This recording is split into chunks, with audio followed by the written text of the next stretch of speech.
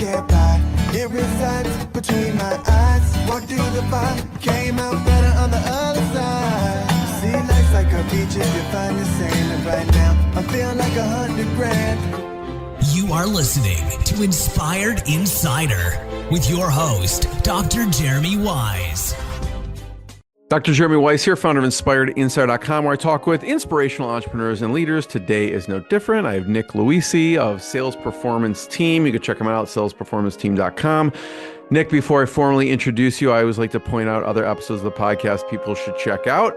When I think of Nick, I think of top direct response. I mean, I know that you specialize in sales, but it's, very direct response oriented. And so some of my favorite interviews in that direct response series is Brian Kurtz, who I know you know. I think he sent billions of direct mail pieces out.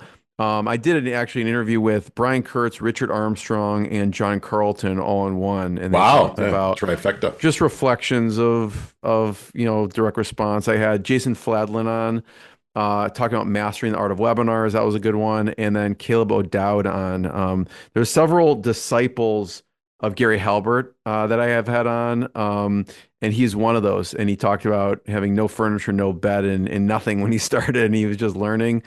And he's like a prowess when it comes to direct response. So check that one out.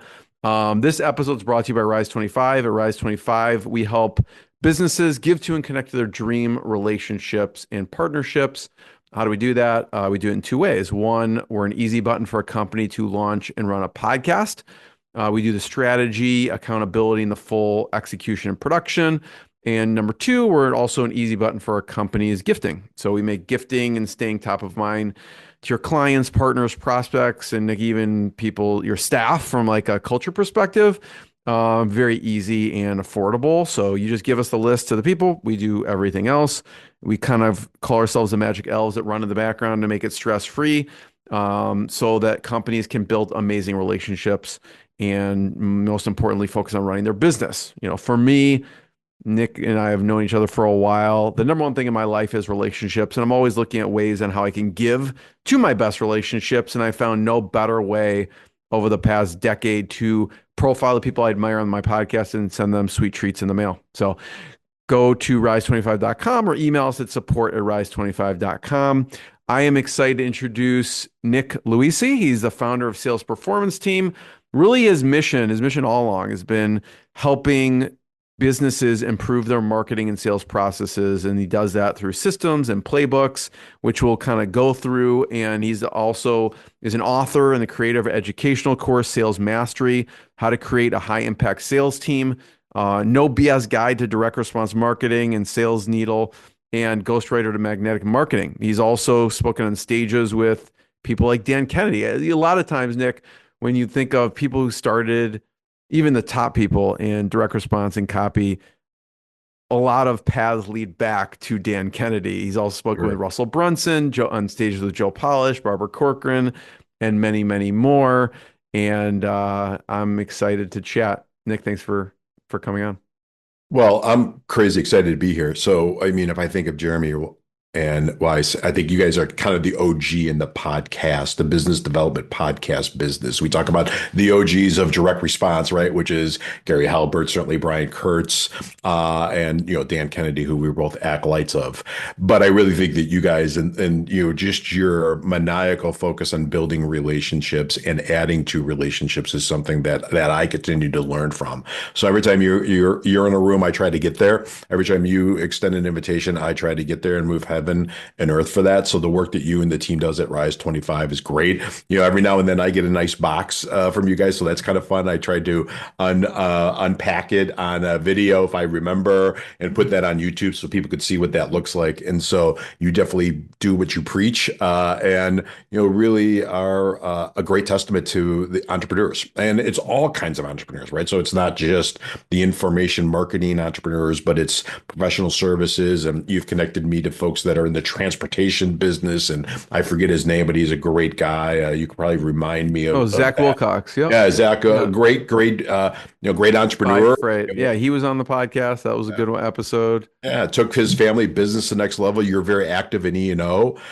So, it's like I'm a little bit of a fanboy, right? Obviously, because I know a lot of your background and you're a good dad, and a fellow Chicagoan and a great foodie. So, what more can you ask for just to hang out?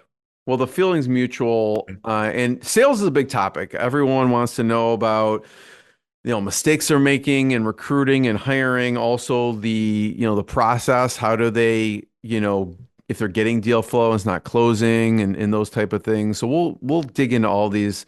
But I'd love for you to just start off with sales performance team and what you do. Yeah. And as you're doing that, I'm going to pull up the site for people. Sure. So sales fluency actually was a brainchild while I was at a company named GKC, or Magnetic Marketing. And where in that, we've talked a little bit about that. We were able to kind of help entrepreneurs grow their lead generation. So really put marketing systems in place and marketing strategies in place. But the one thing that they all kind of got troubled with, or maybe faltered, was in hiring salespeople, in getting the salespeople that they had to produce more or produce anything at all. And they all kind of had their hearts broken. And so when we kind of peeled back the envelope, we created this IP, which is, let's really streamline how things get sold. Let's codify it in a sales playbook. Let's really move through what is a high-performing sales team look like? What does a high-performing sales process look like? But then let's also take it to the hiring side and take a look at how do you really use direct response marketing, which is what we do in hiring salespeople. So you're attracting those that fit your avatar, right? And you're repelling those that don't fit your avatar. And we take all of that over for companies. We could take some of that over for companies, or we could just kind of guide them and strategically align them with what they need to do. As you can see from the website, which you're kind enough to bring up, it's, I believe the number one cost to any business really is the cost of lost sales, right? So it's opportunity cost lost. It's everything that you've lost along the way, because of the fact that you're not closing deals, or deals are languishing in your pipeline. So. Yeah, it's actually funny. We're seeing Joe on here. I've met Joe's a good guy. I love Joe Whiteman. He's got an interesting business. I love his business and I love Joe. And I think you're in E&O with him, and he's just a crazy smart guy. Really cares about the customer, really cares, kind of changed that business, by just being a good guy and focusing on the customer, right? If you think about he's in the junk removal business, for those that don't know Joe, but everybody should know Joe, and Junk Relief is his company. And, he grew up on the truck, right? Because his uncle had a junk removal business, and he realized there were old and curmudgeon and rude people and didn't show up on time. And so he kind of just grew the company by doing what he said he was going to do, by treating, his people give you five-star, concierge services at junk removal. His guys are great. His team's phenomenal, and Joe's a great entrepreneur. So he's a good man, good family man. So he's a great guy. Let's talk about the sales process for a second. Sure. And really, I've heard you talk about this. We're talking about, like, what's the sales playbook, and you go in and you look at constraints. Okay, right. One of my favorite books is The Goal. Love it. And you go in and do this for the sales process. So I'd love to hear, what are the most common constraints you see in the sales process? And you talk about this, where once you kind of relieve that constraint, there's going to be another constraint, but obviously sales flow faster, better through the process. Yeah. So I think that you hit it spark on. So that's our magic, is really kind of taking from a outside third-party perspective with a lot of depth of looking at a lot of different businesses, a lot of different sales processes and systems. And we like to say we're like bumblebees, right? We're in all these different SIC codes and all these different industries, and we take what's best from all these and bring them to our clients or people that we're doing engagements with. And really, most sales organizations kind of ad hocly let sales happen. And I don't mean that as pointing a finger, because when I got one going out, I got four going back at me. But what happens is their best intentions of hiring a salesperson, and then whether they do, they put them next to Nick and Jeremy's. It's his first day, and they say, here's the bathroom, here's where you get coffee, and here's the CRM, and Jeremy's going to teach you, Nick. And Jeremy's got one way of selling, and it may not be the right way, but it works for Jeremy at the time. And then Nick kind of listens and he says, well, some of that works for me and some of that doesn't work for me. So I'm going to put my own spin on it. And so what we say is, let's not do that, right? Let's bring a systematic approach to selling. So that way, as you open a call, it's consistent. As you move persons to the discovery or fact-finding sessions or asking the appropriate questions, you're going to ask the right questions to people along the way. And then when you're ready to kind of move them to the objection stage, you want to pre-handle those objections because we know what those are. So we kind of build them into the sales process and presentation and then move them to close or move them to the next stage, right? Whatever that next stage is.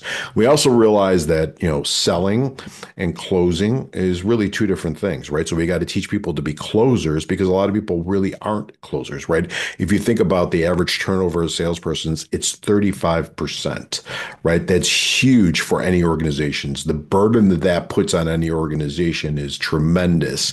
And I think if you look at it, I think over 65% of the people that are in sales don't have the skill set to be in sales. So we got a lot of problems on that end, right? So we're going to talk a little bit about that too. But the first thing we do is kind of create a proven and repeatable sales process, right? I'm a huge Goal fan. I love that book.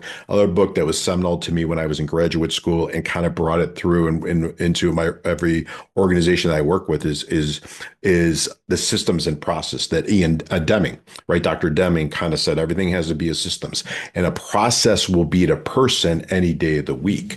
And so if you think that you need a charismatic salesperson that's just going to come in and move the sales needle for your organization, well, you're probably, you got hopium, right? I'm hoping that that's going to happen. One is they're very expensive. Two is a lot of times when you're interviewing them, they say all the right things, but they never produce. And so what we say is let's just put a process and system in place, much like Moneyball. Just get on base, right, if you will, and you could put B players in the system and process. You could put C players in the systems and process, but they'll produce, right? They'll get on base for you. They'll produce sales results at a much less expensive cost, probably to the organization, but also on a proven and repeatable rinse and repeat process. So that's the first thing we do. And then we bring the same thing kind of to the sales recruiting side of the business because you got to have the people, right? Because most business owners grew their business by selling, but they have bigger things to do now. They have other things to do, strategic things to do, operational things to do, human resource things to do. And so we got to have a sales team that is producing the revenue to help the company grow. Third thing is some of the older, more established entrepreneurs and business owners that we work with are thinking about how do I exit this, right? And how do I exit it for the maximum value, enterprise value price? Well, you got to have systems and processes because nobody's going to buy your business to become a salesperson, right? They're going to buy the business to grow the business or maybe attach it to their business or look to add on to other businesses. So you got to make sure you have systems and processes, and that all starts with the sales side. So that's a long answer to a short question. No, yeah. Talk about when you go in, I know you look under the hood and you're looking at the sales process. Yeah. What are some common constraints you see in the process? First is top of the funnel, right? So what is the lead generation look like? Or what is the, are they focusing on the ICP, right? The ideal customer profile. We'll get into direct mail jargon, so I'll try to define it every time I do that. And do they have a really clear talk tracks for each of their ICPs, right? And not all ICPs are created the same, right? So I think companies don't spend enough thinking about that. So that's the number one constraint. So what does the top of the funnel look like? And am I putting the right people in the top of the funnel?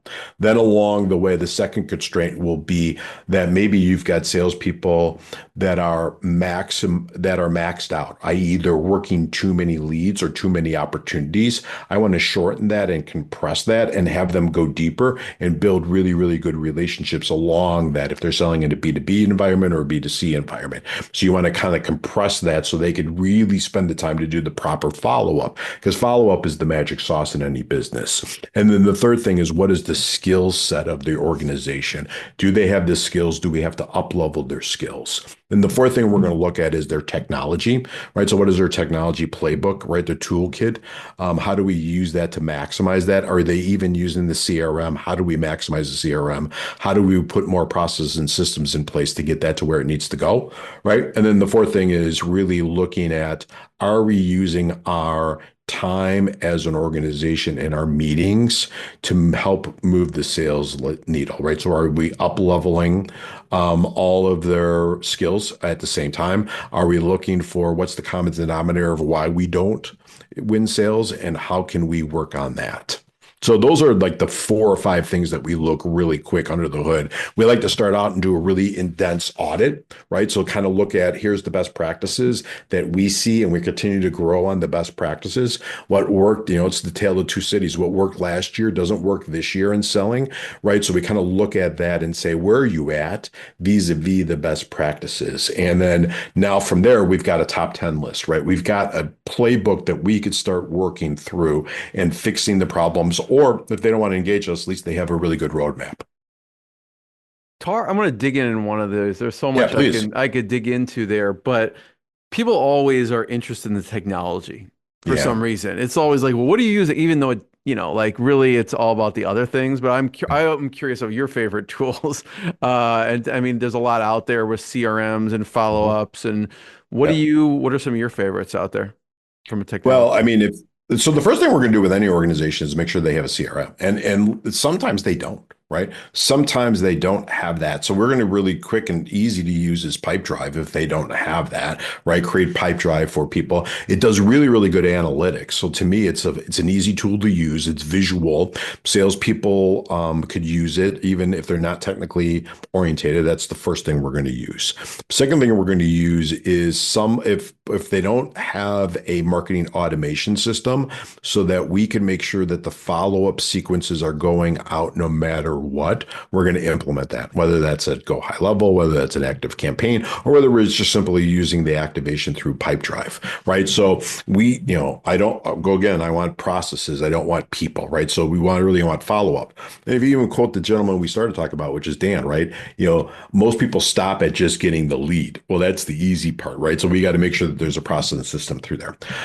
If it's a very in-depth sales team that's already kind of in place and they've got deals in the pipeline, we've got some technology that we've white labeled that we use to kind of look at the emails and the calendar to see if we could actually think that these are deals that are real or are they fiction, right? And so we could say, you've got 20 deals in your pipeline. If we look and analyze the analytics of what's going on with the deals from this AI, we could tell that you haven't had a conversation with this person for 6 months. So the deal is dead, right? Let's just get it out. So that's a fun one to use. And that's really something we use on the front end, just so we could get the pipeline cleaned out. And then the final one is, I think it really, we use Claude. We've got Nick bots. We try to write bots for writing, right? So we're writing in the voice of the organization. But even the Claude and the ChatGPTs are phenomenal to use, and I use them every day. We're in those every day at various levels. And then the fourth thing that we use is a couple different systems for coaching. Right? So upload your sales call. Let's analyze the sales call. In the old days, we used to have these run in the background while we're doing other work. Now the AI does it for us. So it allows us to have a really good coaching conversation, especially with brand new reps or younger reps. I'd love to hear common mistakes you see when you are analyzing and listening to a sales call. But I do want to point out, thanks for sharing some of those. So I did. People can check out the interviews. I did interview one of the founders of Pipedrive, Go High Level, Active Campaign on the podcast. You can check those out. And we at some point have used all of those at some point in time. Right. You and everybody else, right? So that makes currently it fun. we're using Active Campaign for both the pipeline stuff and also just sending emails. It's really good at that, but all of them are good for their own reasons. Talk about what are the mistakes you're seeing when you are analyzing? What are people doing on the calls that is tripping them up? So there's a couple things that I really see that I think it's a skill, right? So it's not a technique, it's a skill, and they're not listening. They're not actively engaged in listening to the person on the other end. And some of it could be that certain demographics or younger populations think that they can multitask. So if you watch them on the video, you and I are on this and we're looking at each other, but you'll see their eyes go over to another screen. You'll see them look down, they're on their phones. I'm not taking anything away from all those other tools, but all that stuff should be shut down so you and I are having a really good conversation and I'm listening. And I think if you boil down to where mistakes are made and where things are missed, it's the skill and the active listening that is not adhered to and it's not taught anymore. And actually, ironically, like when listen, I'm dating myself, but I grew up in sales in the late 80s, early 90s, right? And there was the top producer in our office and he talked about active listening back then. And he talked about a record that they used to listen to. I went out and found this on eBay and bought this. It's 8 records, right? And people may not even know what a record is. An LP, right? An LP. It's coming back. My daughter actually got a record player. Yeah, we're a big vinyl. So it's interesting. Yeah, but it's all about active listening, right? That was the record. It was about someone talking about active listening. Yeah, it was actually a sales training program or a training program about active listening that was created, and the name it's called Active Listening. I think it was created by IBM. And you could go out and it was, it taught you how to active listen, how to active listening, especially in a sales engagement. There's some good books on it too. And the names of the books escape me, but we could get them for the show notes. But that is the number one thing, right? We also go into it thinking that it is a screw and I only have a screwdriver in my toolkit, right? Instead of saying, what is the problem, but going deep, right? So we talked about copywriters. I think copywriters really have a good understanding of what's going on in the conversation in the person's mind, right? And how do you go not just surface level, but going deep and fully understanding what's going on? Because if you're selling in a B2B environment, you're competing against other priorities, but you're also competing against politics, right? And you're competing against problems. And so you kind of have to really understand that chessboard to really move the deal through. So those are and listen, those are soft skills, right? So you really kind of have to focus on that.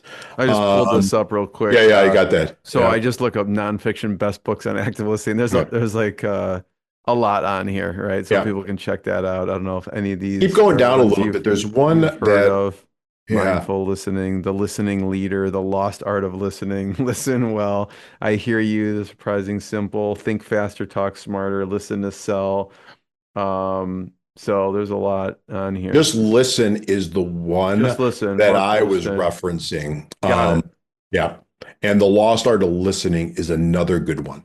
And so if you think about the sales training, right, that we are today, it's almost like punch and dodge. Here's the 14 objection handling skills or anything like that. I think that the really good sales training is almost like therapy training of listening to the person and what the other person is saying on the other end and unpacking what they're saying. I have a saying, it's trite, right? And we throw around ABC in sales all the time, which is always be closing. And I think that's the wrong use of that acronym. I actually think ABC is always be curious, right? So always listen and ask questions and really go deep on that and have a firm understanding of what's going on with the other person, what's their problems, right? Think about, what they have to solve and how does your product and service help them solve that? I want to get a little granular, Nick, with that, which is, I'm curious, since you're big on systems, right? Yeah. I'm wondering what you have people look at. Like, do they have some kind of Google Docs script up and at the top says, make sure you active list? Like, what are they actually using when they're on the calls to keep track of everything that has to go on?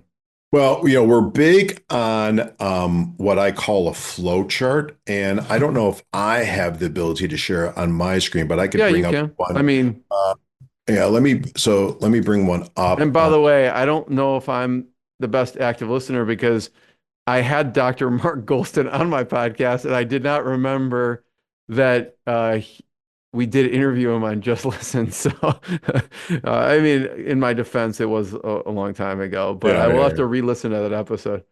So I'm going to bring this up really Yeah, fast, go ahead. and I'm going to take it down, right? So you can Yeah. kind of see the flow chart that we have and how we have, here are the core question boxes. These are doors you have to close along the way.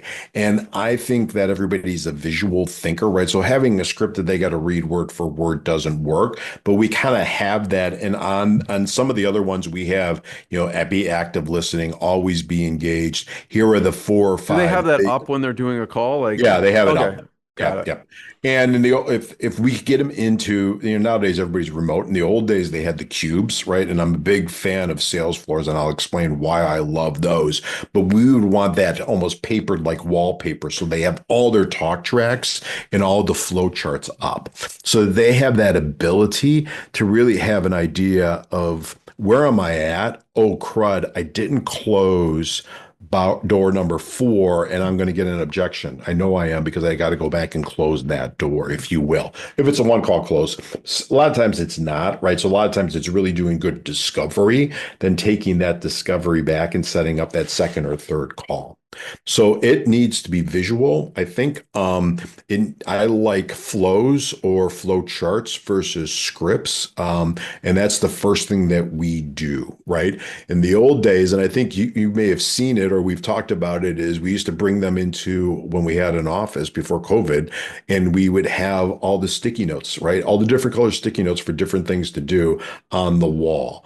And then we would move it around. And then from there, we'd create the process. And then we take the process back or send them back with the process and have them test the process for about 30 days, right? Means tested, see if it's working, and then go back. Because a lot of times scripts and talk tracks are written in a vacuum, and they're not going to be perfect the first time, right? Even the copywriters, the great copywriters that we talked about, they have X amount of drafts, right? But what do they spend the most amount of time? They spend the most amount of time with their headline, and they spend the most amount of time with their bullets. And so that's what we're doing. We're creating talk tracks and scripts and flow charts for people and objection handling matrices.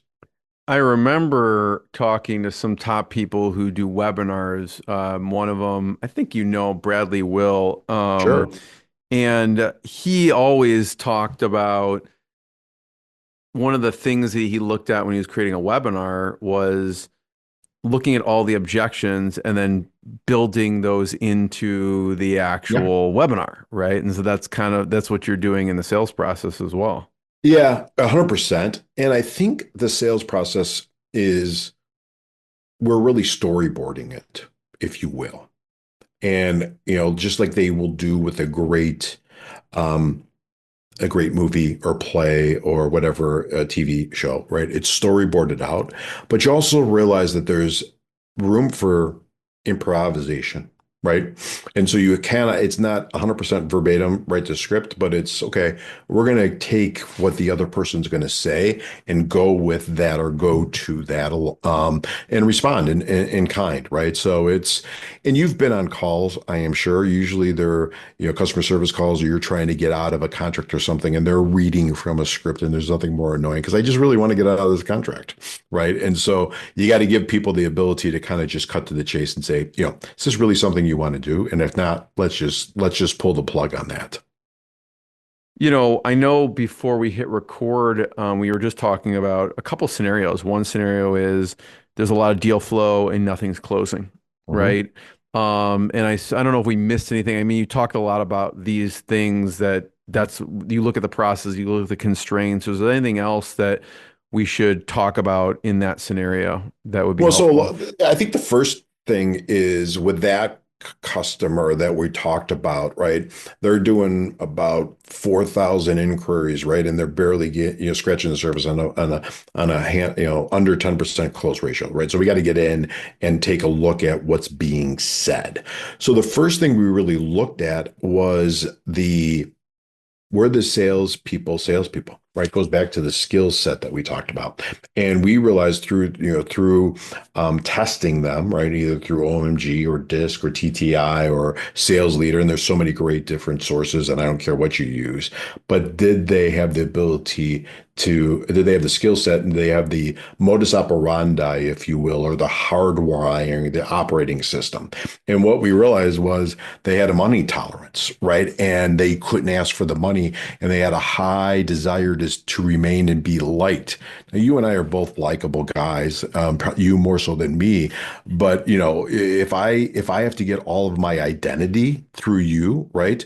Then I'm never going to ask you to do the deal because of the fact that I'm going to break our rapport and therefore I'm going to lose your friendship, right? And so you got to have the right people on the bus. And I think that's trite to say, right? Jim Collins kind of coined it. It's been around forever, and great coaches do that, and great coaches of teams do that. So that's the first thing you need to do, is really take a look at, because it's not the leads. They're all going to complain about the leads. It's taking them through the process. But before I take them through the process, I want to make sure I got the right people to take them through the process. Then from there, I create the process and the system. And then from there, we take them through.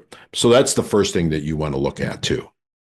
You talked about this earlier, which, the difference, you kind of stated the difference is there's difference between selling and closing. Yeah. Right. Yeah. So talk about that distinction for a second.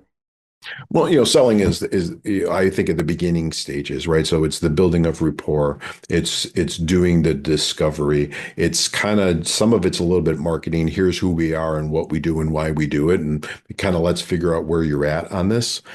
The close really is, now we're going to get to you the benefits. And the prospect on the other end doesn't get any benefits until they say yes, right? So the close is real.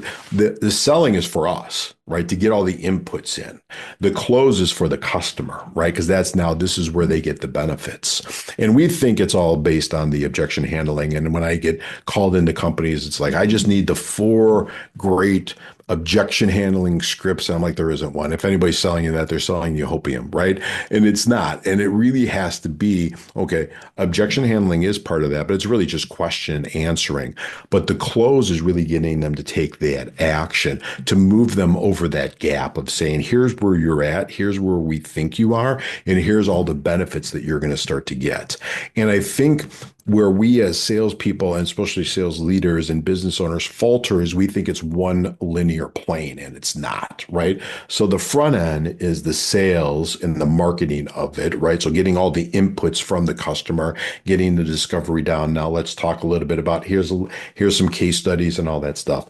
Now we've moved to the gap, which is I got to get you over that gap and get you to move to where you need to go. And the only way I could do that is through massive pain. And here's how we're going to take that pain away, or massive pleasure. And here's the next steps to get you to that. It's just human behavior. No, I like that thought on the closing is for the customers and they won't get the benefit. So I feel like there's a mindset thing with people, right?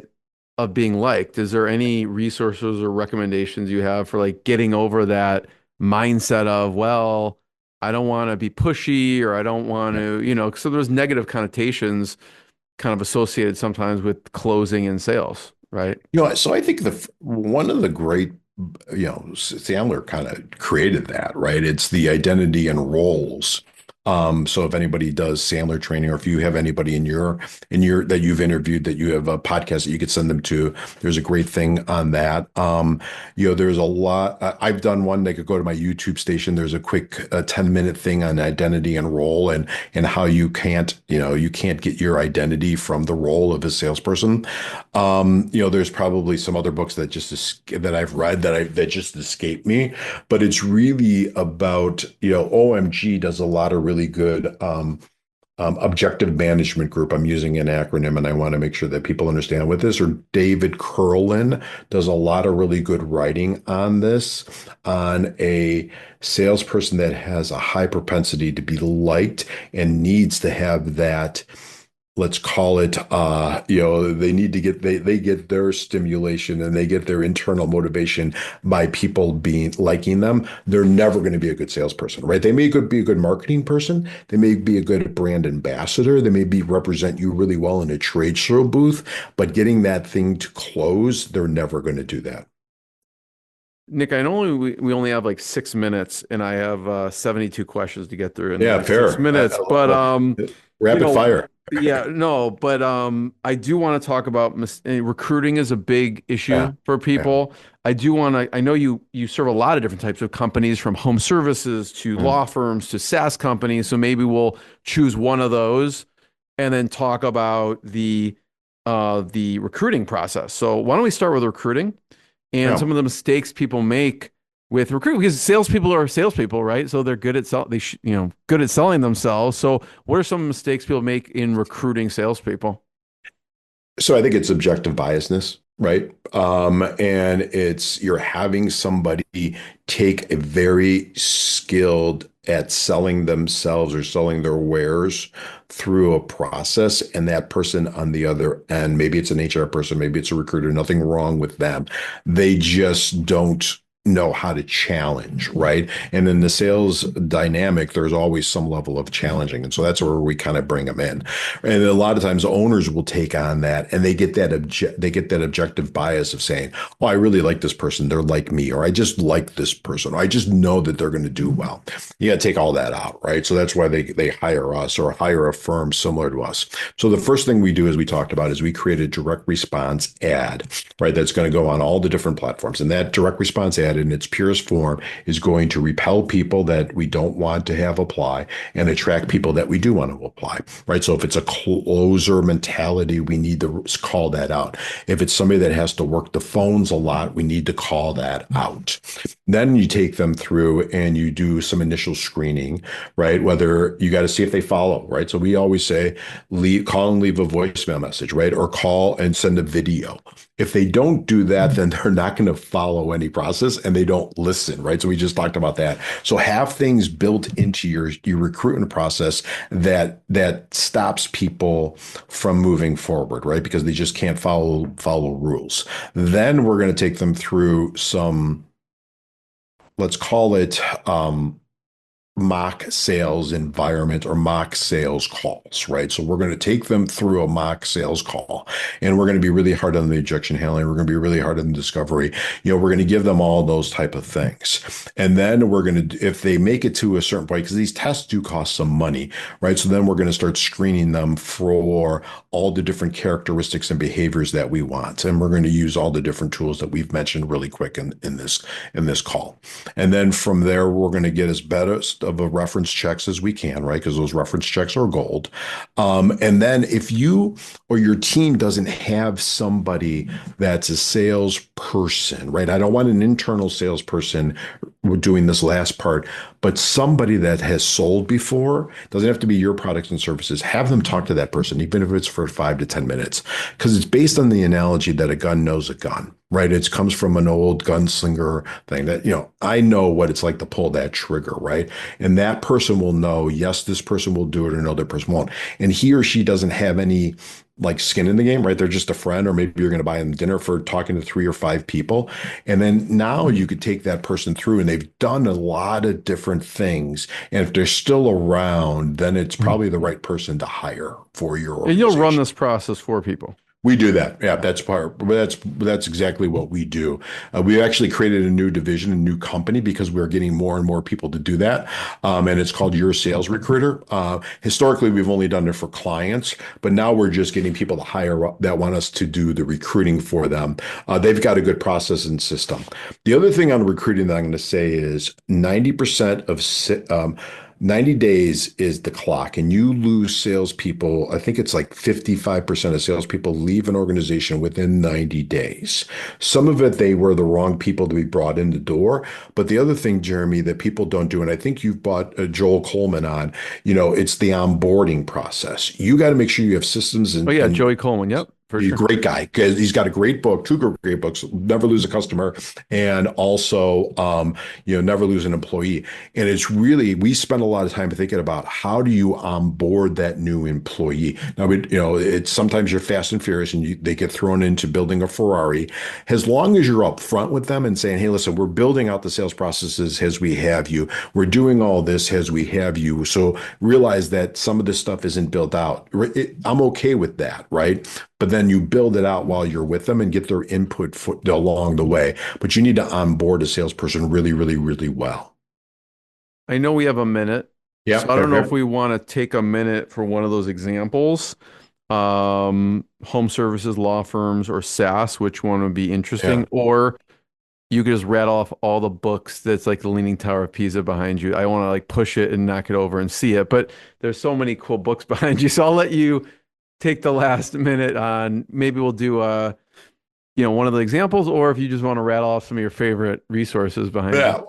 Well, the resources I'll do something on my YouTube station that, all my favorite books. So, I mean, listen, if they want to be in sales or they have salespeople, you got to start with the basics, right? So you gotta understand Zig, right? You got to study Zig Ziglar. I know he's dated and his stories are old, but his messaging is to the core. And it's surprising to me how many marketers don't know who Gary Halbert is and how many salespeople don't know who Zig Ziglar is. So go, even Seth Godin, who is like the granddaddy of Yahoo marketing, right? It relates everything to that. So focus on that and go deep, right? So there's like two sections right there that I'm pointing to that are old as heck. They're like written in the 20s, right? I mentioned the active listening record that I have. And so go back to the old stuff, not the new stuff that's tried and it's really just a consultant trying to get gigs, but that were written by sales people. I'm a firm believer that you have to have people that are writing, that are doing it each and every day, not people that haven't done it. So those are the first two things. And then the other thing that I would really do is one of the things that we do, or somebody that, so one of the case studies is we looked at the person's business line differently. And we realized that they had two pockets that they had referrals come through or that were great sources of inbound phone calls from them. So it was a consumer-based company, but there was also, let's call a B2B aspect to it. So we put outbound sellers in that so they could focus on growing revenue for those pockets. And you and your business have those type of things. So look at your business differently and say, okay, I do things X, Y, Z, but how can I do things 1, 2, 3, or 4, 5, 6 in my sales process to go differently through that? So I know you got to hop on your next call, but thank you. Everyone check out Nick and his site and salesperformanceteam.com, and we'll see you next time. Jeremy, you're a prince. Thank you. What I got, you can't buy. It resides between my eyes. Walked through the fire, came out better on the other side. See, life's like a beach if you find the sand. And right now, I feel like $100 grand.